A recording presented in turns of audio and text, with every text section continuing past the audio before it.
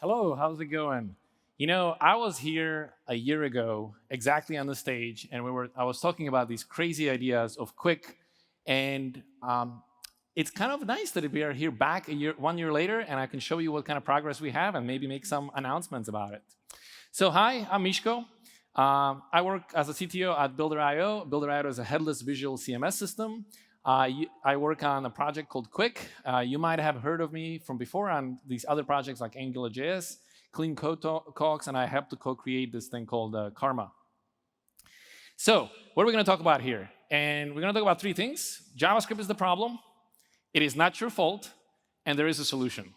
So let's dive into it. So this is what we want, right? We want to have a website that if you feed it to Google PageSpeed Score, you get an excellent performance. And this is important because on the end of the day, if you go to a page and the page doesn't load fast enough, you don't want to go to that page, right? You want to visit websites that are fast and easy and quick to interact. And so is this really a problem? Well, if you look at Chrome Dev actually has done lots of studies on this particular thing, and you can see that as the websites become slower, the performance or the conversion rates decrease, the companies make less money, and it makes total sense, right? If you navigate to a page and you click the buy button, and the buy button takes forever to actually add an item to the shopping cart, at some point you just give up and say, you know what, forget it. I don't really need that pair of shoes or whatever that the company is trying to sell you. And so companies like Amazon or Google, they spend huge amounts of efforts on making sure that their websites are the fastest possible websites you can have. And by fast, I'm really talking about a startup performance. I'm not necessarily talking about how long does it take to add an item to the shopping cart. I will argue that it doesn't matter which technology you use, the adding an item to the shopping cart will always render in a good enough time. That's not the problem. The problem is, how long does it take for the application to be ready so that I can click on that shopping cart item? And as Ken pointed out in the previous talk, when he was showing off the demo with YouTube, it takes forever sometimes for these applications to be ready because, well, they download huge amounts of JavaScript. And so if you look at the amount of JavaScript that we created over the years, you can see that there's an upward trend. Basically, we're just getting better and better at creating JavaScript. And it kind of makes sense because the site today is a lot more powerful than a site 10 years ago, right? Like a site today has animations, has all kinds of features that the site of 10 years ago didn't have. So the talk isn't about how do we get rid of JavaScript in the sense that like we need it. The talk is about like how do we make sure that we don't overwhelm the browser with all of this JavaScript right at the beginning. And so as the site's becoming more and more interactive, we can expect that the amount of JavaScript will just increase. And as I pointed out, like this is a systemic problem. Like if you look across the industry, it's hard to find a real production website that actually has good performance metrics. And I say real production websites because, yes, we can all build a Hello World demo website and show how performant it is. But then once it hits the actual production and production constraints, these performance numbers seem to degrade. And so to kind of show you that the problem is actually JavaScript, we built this tool called the Performance Insights. And what this tool does is it takes any URL and feeds it to Google PageSpeed, and PageSpeed records a number. So in this case, the website says it's 36. What we do then is we try to do different kinds of optimizations. One optimization is to use a better image compressing algorithm. And so for this particular website, you can see that it improves a lot. And then we use better CSS only send the CSS that's actually needed, and you can see that it improves, and so on. And so we try to improve different sections of these things and see how it performs.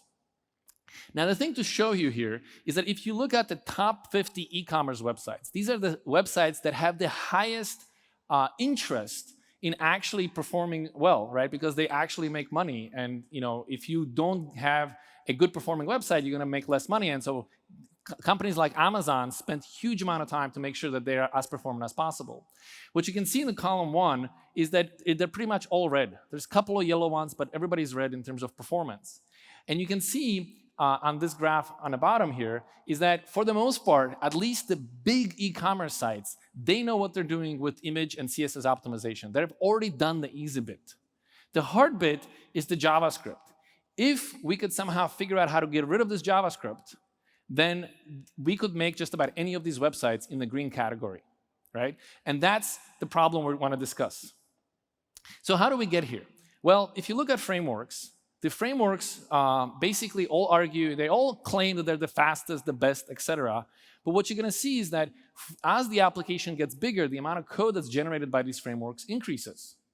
And so there is a linear relationship between how big your application is and how much JavaScript you have. And with different frameworks, you can really argue about what is the slope of the line, and some frameworks have a steeper slope than other frameworks. And you can argue about what is the intercept, as in like, what's the smallest possible application? Like, how big is the hello world? That's your intercept line. But they all slope upward. And this is what the problem is. Because they all slope upward, they're all O of n, right? Because they're O of n, eventually you're going to build an application that's big enough where this becomes a problem.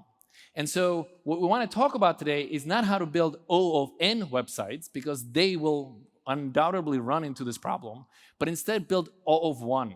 And this is what we call resumable. And I'll explain that in a second. So resumable websites or resumable applications or frameworks, they have this property that no matter how big your application gets, it will be a constant cost of startup performance. And this constant startup performance is what we're going after, because that is the thing that will make the sites fast to start up. And so if we do nothing, the current trend is just going to continue. And so we need some technology that can break this trend. That can make us say, like, look, the amount of JavaScript we have for the page is going to continue to increase, but let's not overwhelm the browser with shipping all the JavaScript at once. So how do we get here? So in the past, what we did is we built applications using some server-side technology like PHP, Rails, and so on. And then we needed to make the pages interactive. And so we added JavaScript technology like jQuery to the mix. And this kind of way of building applications was actually very performant from the point of view of the startup performance, right? These applications had a very good startup performance because the amount of JavaScript you had was very minimal. The amount of jQuery that you put on a website was always relatively minimal. And so to this day, this is actually how Amazon works. Amazon can't really build their systems using a modern day technology stacks because they simply don't scale to the Amazon's needs.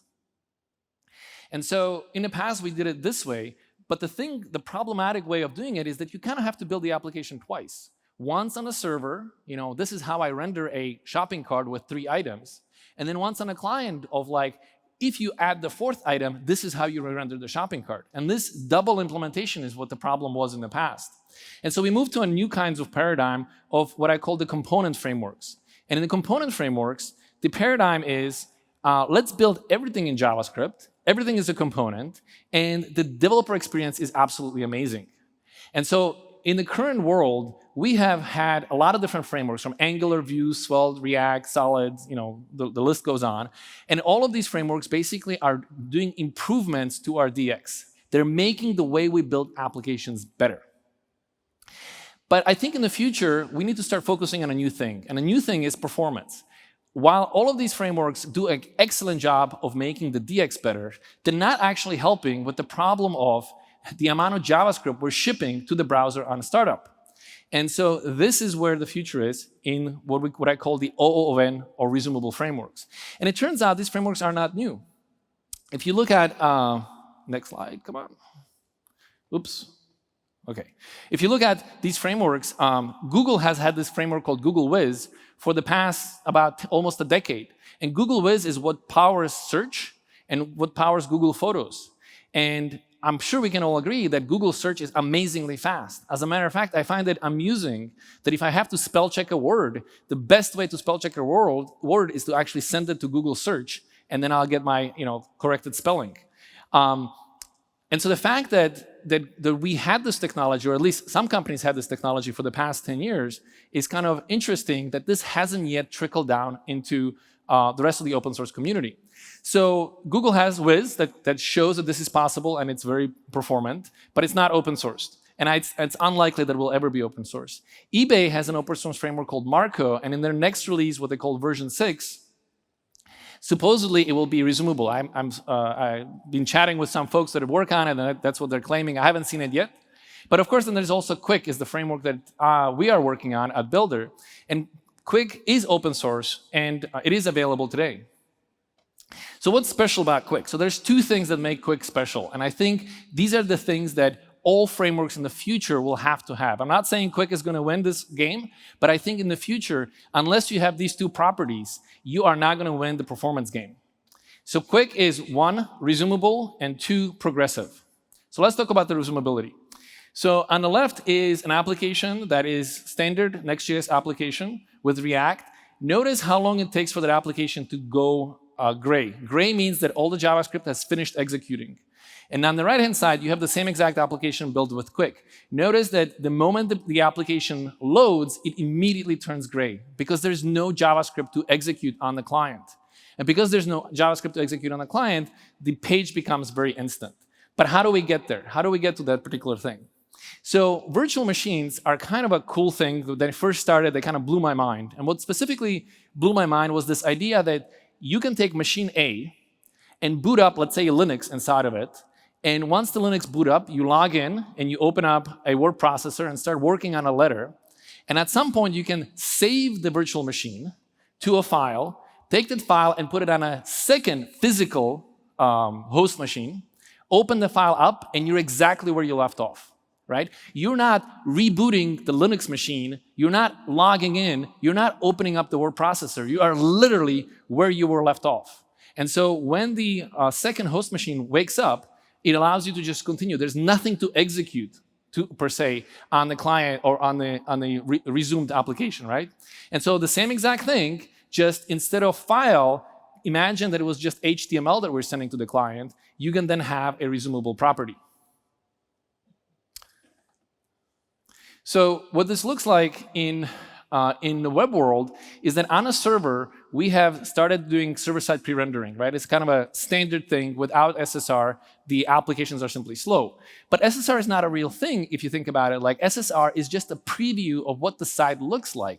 It isn't yet interactive. And what actually happens is on a server, we execute the application.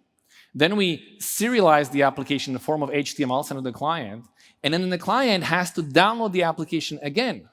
Actually, you could argue that it downloads it twice. It once downloaded it as HTML, and now it's downloading again in the form of a JSX or whatever the technology you happen to be using, right? So you have to download the app, and when the app is fully downloaded, you have to execute the app. And the reason you have to execute the app is because you need to execute the templates to figure out where the listeners are. And you have to create the closures for those listeners and then attach those closures to the DOM, right? And this is the last bit that has to happen, which is the reconciliation. This is where the framework has to compare what it thinks the world of the DOM should be like and what the DOM actually is, and in the process, attach all the listeners. And so if you see here, I pointed an arrow that says these two parts are same. Right? The code that executed on a server and the code that's executing on a client is the same exact code. We're duplicating work. If we could get rid of the second box over here, the startup performance would greatly improve. And so a resumable system basically executes the code on a server, pauses it by serializing everything into HTML, and then in a client, there is just a tiny boot up file, which is about 1 kilobyte and executes in a few milliseconds. And then that's it. You're ready to go. Your application is fully interactive because there's nothing to do other than that. Now, for performance reason, we also start prefetching the likely scenarios in the background, but that's it. Like, you're ready to go. Like, we have just skipped over huge parts of code, and such applications are instantly interactive. This is what Google Search is. When you go and navigate to Google Search or Google Photos, you're getting an application that's instantly interactive without any sort of JavaScript that you have to see. If you compare the earlier slide that I had where I'm comparing two of the identical websites, you would open it up in performance, you would see that in one case, there's a huge amount of JavaScript that's executing, and in the other case, there is no JavaScript that's executing. And that's the reason why the second one is so much faster. So the second part of Quick is that it's progressive. And what that means is that normal applications, they have to load all of the application code all up front before the application is interactive. And not only does it have to get downloaded, it has to get executed, right? The browser, the framework needs to go and execute all the templates to recover the information about where the listeners were. In a resumable system, or in a system that's progressive, you start with almost no JavaScript, And then as the user interacts with the page, more and more JavaScript is brought in and executed. And notice these two lines are actually not at the same height. Because even if you go and interact with every single part on the page, you are unlikely to actually download all of the code. Because a lot of components in any applications are components who execute exactly once on initial render and then never again in the client. Because there's no need to re-render them or change them or anything like that. And so the delta between this and this box that you never achieve or never get to is actually all the components that are static, that don't actually need to change. So we have kind of two systems today. We have the replayable frameworks, and I think in the future we're going to have resumable frameworks. And so the other thing I want to talk about is performance. I'm sure you've seen this chart. This is a very famous chart, and it compares different performance of different frameworks. If you take something like Quick and you put it in here, it will be unremarkable. It will be somewhere in the middle with average performance like everybody else.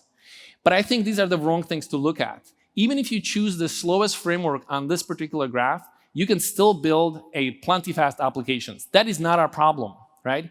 And I think these performance things are misleading because they're not actually testing what you care about. They assume JavaScript is already downloaded. They assume that the jitter already had a chance to profile your application code and jitted your code. And they assume that the only thing that matters is the DOM update, and they completely ignore time to interactive and time to total blocking time. And those are the things that actually matter for the startup performance. And so I think we should look at it from a different point of view. So in this case, we took a to-do app and we built it for in a lot of different systems. And when you look at it from that point of view, you actually get to see that there's huge differences in performance in terms of what kind of startup performance you have. So the blue one is the total time to interactive, and green one is the amount of JavaScript that has to eagerly get downloaded. And you can see that for Quick, it's pretty close to 0. Okay, so I told you about Quick. I want to kind of say that we're actually announcing today that Quick is in beta. We think it has all the parts that will allow you to build any website. So as of today, Quick is in beta. I also have some swag that I can give out. I have some logos and some t-shirts, so come talk to me afterwards, and I'm happy to share. Okay, everybody wants to see demo, right? Oh, thank you. It was a long, long way to get to here. But it's kind of funny that like a year ago, I was standing here and I was saying, I have this crazy idea for how a framework should work. And a year later, we're here and saying, we actually have this framework for you. So this is one of my favorite demos, and this is a clock demo. And what I want to show you is the network tab. So I have it set so that only JavaScript shows up, and I have filtered out Vite. This is running in a development mode where things are broken up extra in the fine grain to kind of get the point across. And there's also hot module reloading, and so in production, Vite would not be present. And so I'm filtering out Vite to kind of get the point across. Now, the cool thing about this demo is that all you have is a bunch of items, and then below the fold is a clock. And the thing is, when I scroll the clock when I first navigate to the page, there is no JavaScript present. And then when I finally go and scroll the clock into the view, the JavaScript shows up. Now, I challenge you to build such a thing in the current set of frameworks. You'll discover that it's not so simple, because all the current set of frameworks really eagerly want to hydrate and wake up and kind of build the whole thing.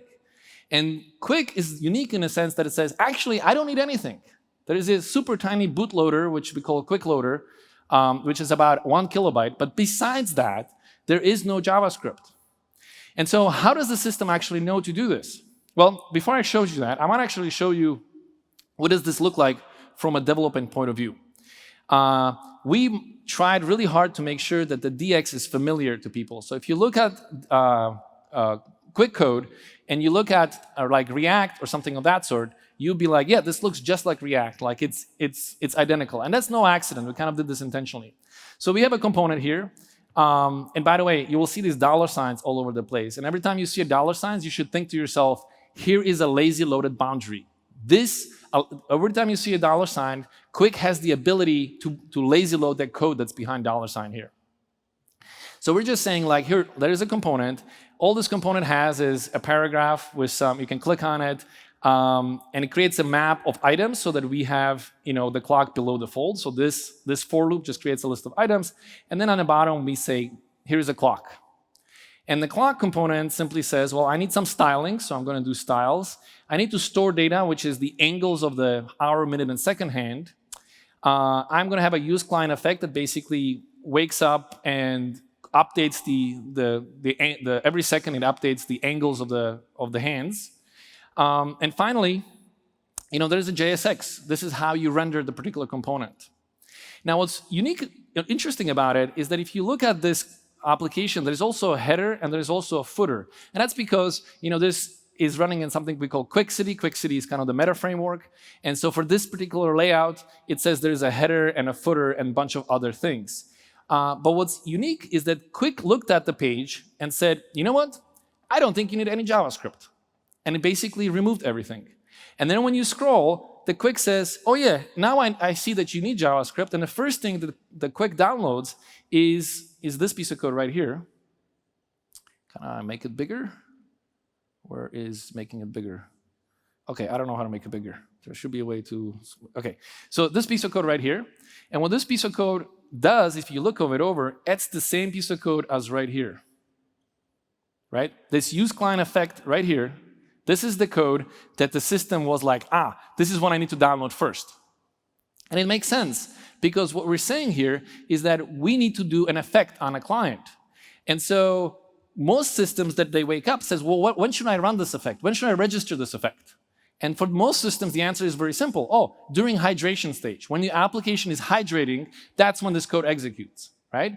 But remember, we want to delay everything as much as possible. And also, quick apps are not hydrated, they're resumed. And so the question becomes, well, when exactly should you run this code? And so the default behavior we thought about it and we realized the default behavior for this use client effect is to actually run it when the component becomes visible. If the component's not visible, then why are you even running the effect associated with the component? And so the default behavior becomes like, oh, execute this piece of code. Now, once the framework downloads this piece of code, the next thing it realizes is like, well, I actually need the framework. So it downloads the framework itself.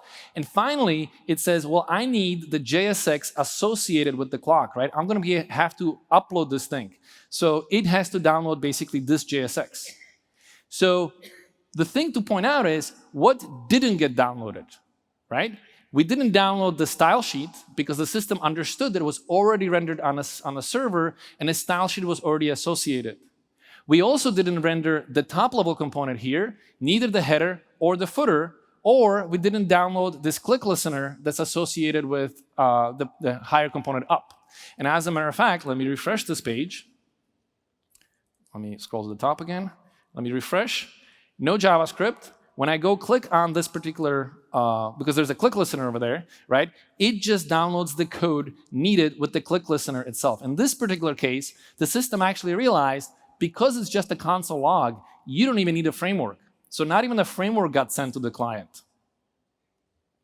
So I like this particular example because it shows off like with the same mental model that you have, you could just end up in a very, very different place. Now let me show you one more app, which I think is very cool. Oops. OK, every demo has to have a to-do app, right? So let's do a to-do app. And again, I want you to look at the network tab. And again, the situation is the framework looks at it and says, you don't actually need anything eagerly. So I'm not going to send any JavaScript over. And so let me start interacting with the page. Let's say I have a new item. Notice when I started typing, more code showed up. And there's a separate discussion we can have about prefetching to make sure there's no delay. But that's a more advanced topic that I want to get into right now. But notice that as I interact with the application, more JavaScript shows up. Every time I do something, more and more JavaScript shows up. And that's kind of the point. Like, this is the progressive nature of it, right? You, as a user, don't need the whole app all at once. Why? It's not like you can click on everything on the page at once or interact with everything on a page at once. So let's figure out a way to send you just the absolute bare minimum that is needed.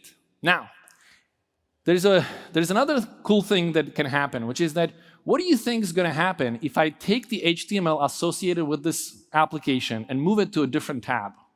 Do you think the page will work? So let me show you. Here we have one item. I'm going to hide the item by saying, show me only the active items. And now, as you can see right now, that the application has been resumed. So I'm going to click here. And I am going to basically tell Quick to pause itself. So remember, this is a resumable application. So now it paused itself. And now I can go and say copy as copy outer HTML. I can go to a different tab, which is a different page of the page. Again, this does not have the to-do. And I can go and delete everything associated with here. So let's see, where is edit HTML? Okay, now I have a blank page. And now I'm going to do is I'm going to paste the new HTML from the other tab. So here's the question. Will this page actually continue running? Right? In every other framework, the answer is absolutely not. Right? Because the hydration hasn't run. And if the hydration did run, then it would reset the state of the system back to what it was when its SSR executed. Right? But in this case, remember now, if we go back to all, it unhides the item that was missing and correctly shows you the number of items that are still left. Right? So what resumability means is that at any point, the application can be serialized down to HTML and moved to a different place. That's how the application originally got from the server to the client. Right? The application executed on the server. At some point, we paused it, sent it over to the client, and we could continue. So let me show you another demo that I really like. So we're working with our friends at Cloudflare, and they built this interesting demo. What you can see here is that item 1, 2, 3, and 4, and 5 are kind of loading, but they're intentionally slow, just to kind of prove the point. What's also interesting about this is that this is a form of a micro frontend. Actually, each one of these boxes, the red box, was actually rendered on a separate edge worker. So in this particular case, there's actually 3 edge workers involved. There's one that renders the header, one for the footer, and one that actually renders the actual items.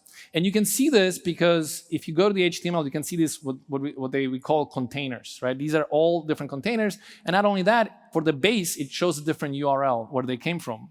In this particular case, all the containers have the same version of Quick running, but in theory, they could have different versions of Quick actually running with them. Now, what I find interesting is that when you refresh and a page is loading, right, it's actively being downloaded, I can already interact with the page, right? So if you think about the way normal frameworks work, they have to fully hydrate before you can interact with the page. But the nice thing about Quick and this resumability idea is that actually you can stream the data in the background and you can start interacting with the page already. So that basically allows you to have the smallest amount of time that the user has to wait before the interaction can begin. All right. So hopefully you enjoyed the demos. I can show you a lot more demos if you're interested. Find me after the talk and I can show you a lot more stuff, but I only have 30 minutes to go. But I wanted to talk to you about one more thing. And that is what we jokingly refer to as the front-end cap theorem. So how many of you guys are familiar with the cap theorem? Some of you. Okay, cap theorem basically says is that in databases, you can choose any 2 out of the 3 properties. You can have consistency and availability, but not partitioning. Or you can have partitioning and consistency, but not availability. Or choose any, basically, 2 out of the 3. Turns out, this is kind of true, and it's generally considered to be true.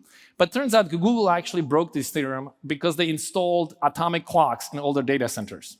I think it's a clever way of doing it, but that's beyond the talk over here. So jokingly, we say there is actually this thing we call the front-end cap theorem, which is you can have capabilities, you can have beautiful DX, or you can have startup performance. Choose any 2, right? So Google Wiz, for example, has unbelievable capabilities. It has unbelievable startup performance, but the developer experience, not so good. Astro, which is another popular thing, has great DX, great startup performance, but you can't build all kinds of apps. There's a there's like a subset of apps Astro is good for, and general purpose apps, Astro is not something that's useful for. So you're trading capabilities for other things.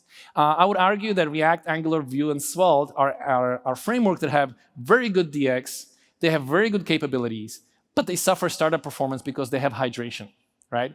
And so I think we live in this world where you can have any 2 out of the 3, but you can't have all 3.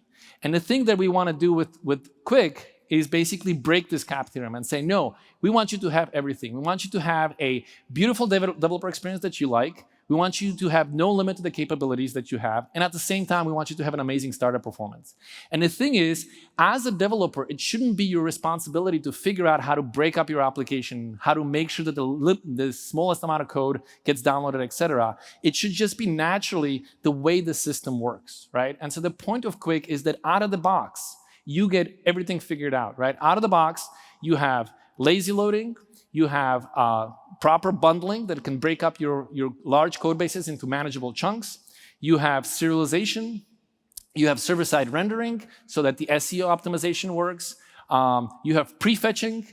All the things that are necessary to figure out a fast app are just in Quick, out of the box. Anyways, with that, I'm going to close off. Oh, I think I have one more slide about what do we do. So yes, so we're Builder. We make this drag-and-drop developer experience, which is a headless visual CMS system. We work on cool open source projects, Quick being one of them. We also have Partytown, which allows you to run your third-party code, like Google Analytics, inside of web workers so that third-party code doesn't ruin your first-party performance. And we also have this other project called Mitosis. Mitosis allows you to write your application once in kind of a pseudo language. And then Mitosis will generate the same application for you in the React, Vue, Svelte, Solid, Quick, Web Components, Lit, whatever other framework that you want. And the generated code is not a wrapper, it's actually what the human would have written. So it's a canonical, idiomatic code that you end up with. Anyway, so this is what we're working on, and thank you for listening. Again, I will be hanging out over here if you want to find out more. I'm happy to chat, and I have some swag to give out.